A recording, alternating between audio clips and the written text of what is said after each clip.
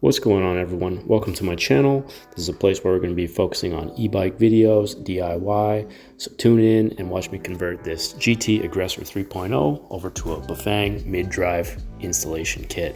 So here's the bike I started with, picked it up on Marketplace for $125. Got started removing the rear fender, installing this pannier rack. Then I wanted to build a place to store the bike, so just a little wooden structure here I can just slide the front wheel into like such, and then it can stay in my place. So of the build, this was the hardest part. I was stuck on this for hours, and the trick is there to have it on the ground and apply the rear brake.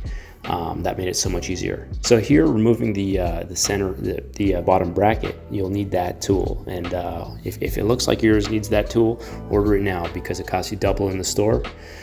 I had already been out several times, so I didn't have a chain remover tool. I was being lazy, and I just cut the mid derailleur off. So here I'm installing the BAFANG mid-drive kit. Goes right in through the bottom bracket.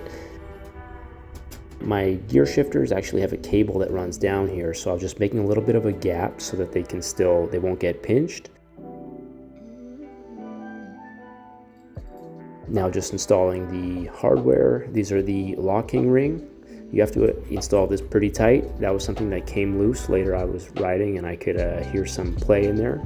So there's torque specs right on it. I believe it's 50 to 60 Newton meters. Now I'm installing the crank arms and the chain ring. These bolts here, you don't want to go too tight.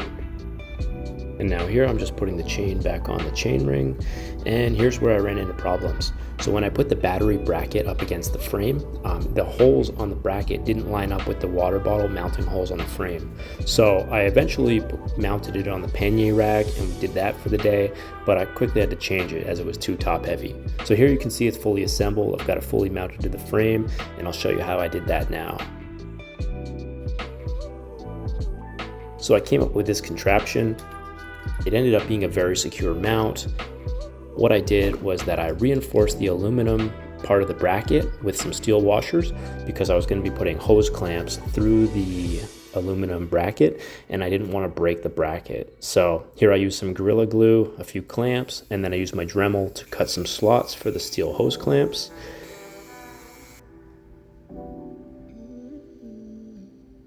So now I mounted some double-sided tape to prevent shearing forces and attached my newly reinforced bracket.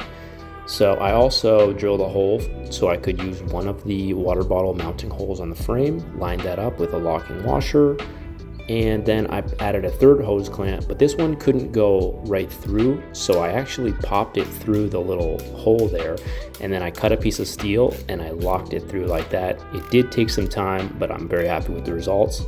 So now my battery mount is very securely mounted with 3 hose clamps, 1 bolt, and double-sided tape. Sliding the battery on here, and now brings us to cable management. So for this kit, the cables were extremely long. I did my best to tuck them up underneath there, added some waterproofing heat shrink material and some plastic, and I also lined them up with the existing brake and cable management lines. That was a good tip I saw on YouTube. Now here I am testing it out, bringing it to work, and we'll do some range tests right about now.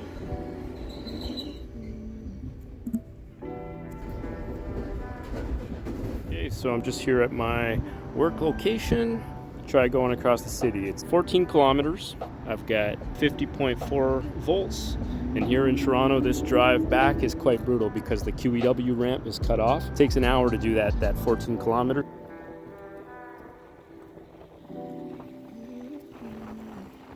So I've made it to the far location, and it was 28 minutes, 11.93 kilometers, 48.2 volts here.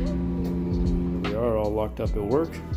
Not really such a fan of this bike rack system because it's pulling on the front wheel, so there's like tension on this joint here. And the ride was 11.65 kilometers. Took me 25 minutes 40 seconds. Parked beside this old streetcar here. So I've got 47.1 volts round trip.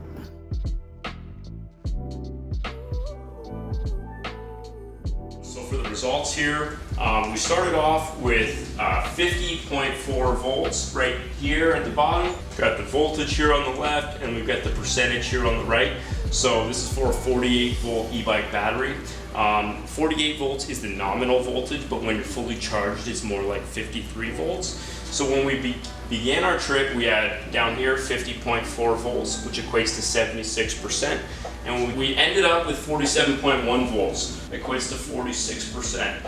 So over that 23.58 kilometers or 14.65 miles, we used a nice even 30%. So it's a general rule of thumb. If you're doing a lot of pedaling, you can assume to use 10 watt hours per mile.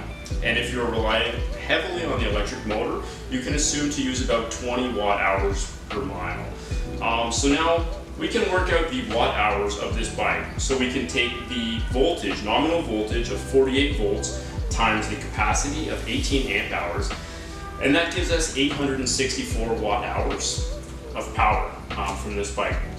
So if my math here is correct, we use 30% of the battery. So we can take 30% of 864, which would be 259 watt hours, divided by 14.65 miles equals 17.7 watt hours per mile. All right, everyone, thank you for watching. If you've made it this far, I really appreciate you. That was one example of a range test on this bike. In the future, I'm going to be having more range tests coming up. We've got a DIY battery build coming up, so that'll be pretty cool. That'll be pretty educational. Hopefully I don't burn my place down, but that should be pretty cool. If you like this video, I'd really appreciate it if you hit the like button, if you subscribe, if you shared it to a friend. It's my first video on this channel, so everything helps to try and get this video out there. If you've got a couple hundred views, that would be awesome. And once again, thanks for watching, everybody. Have a great day.